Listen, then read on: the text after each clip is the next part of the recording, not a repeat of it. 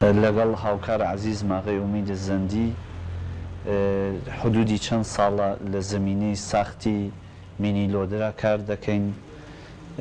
چەند وەخت لەمەوە بەر چەند ساڵی پێش موفق بووین کە لۆدرێک دروستکەین کە بەهێزی هەتاو کارەکات بۆ ئەوەڵین جار لە دنیا هیچ نمونەیەکی نەبوو و ئەمە پەرەمان پێدا یەواش یەواش تەوسعەماندا.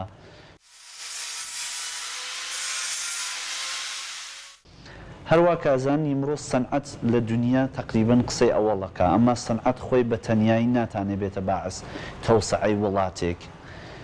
سەنعەت بەستەرهایەکی گەرەکە و فرەی لەم بەستەرە لە کشوەر ئێمە فەراهەمە و یا لە وڵاتە هاوسای ئێمە فەراهەمە کە ئەم جۆرە سەنعەتە لە بە باشترین شێوە بێتە باعث پیشرەفتە ئەو وڵاتە کە واقعاً سەنعەتێکی باشە کە ئەتوانێ ئەرزاوەری بێ بۆ ئەو مەنتەقە، ئەتوانێ ئشتغاڵ ئیجاد کات و ئەتوانێت دڵخۆشی باش لەناو خەڵکە دروستکە کە ئێمەش ئەتوانین ئەم ماشیناڵاتە سەنعەتی ئەم تەجیزاتە دروست بکەین.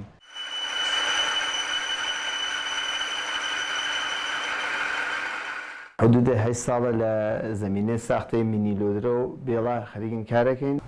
ئێمە چۆن شەهرەبازیکمانەس لە ئستان کوردستان شارسنا شاربازیک ڕووبازمانەز ئەوەی کە مناڵەکان شۆخ و زۆقیان فرست بوو بازی تەگە ماشیناڵاتەوە بە تەک ئەسبابازیێک بە عنوان ماشینێکە خۆدران و خوان سواری بوون، مەخسوسەن دەستکارێ وەکە بێڵ و وەکە لۆدر.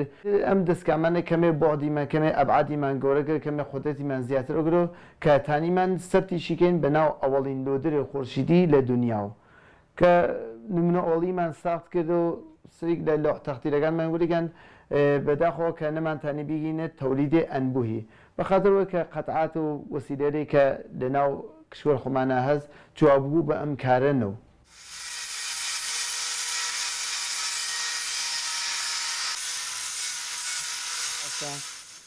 فرۆش بازارفرۆشمان فرە خاسە و بە تازەگیش شڕۆمان کرێ بە تەولیدێ مینی بێڵێ 5 تۆنی کە بە ئومیدخوا تا 6 مانگ ئایندە ئامادە بە فرۆش بە بازارەز. نیازە کە هەمومان دەست بینە دەستیەکە و هەموو وڵاتە لێکە لە ئاسیان ئیسە فەرق ناکا لە ئێران لە دەرهاوساکان ئێمە نیازە بە هاودڵی و حمایەت یەکترین یانێشێ دەست یەکترین بگرین تا سەنعەت ڕۆشتکە. وەختی سەنعەت ڕۆشتکە مناڵەکان ئێمە بێکار نین، براکان ئێمە بێکار نین، ئیعتیاد نامێنێ لە وڵاتە. واقعاً سەنعەت دڵخۆشیە بۆ منتەقە. وەختی ئێمە لە سەنعەت هەڵمانە قساکەین خودە خەڵکەکەی ئفتخاری پێکەن لە تواو دنیا. چە بەسا ئێمەش من وەکو کوردێک ئەمە بیژم کە کورد هەمیشە ساحێ و فەرهەنگ بووە، ساحێ هۆنەر بووە، قەدمەتی هەست کورد. باشە کە بتوانین لە سەنعەتیشە وەکو باقی شتەکان ترمان سەرکەوتۆ بین لە دنیا ئینشاءڵڵا.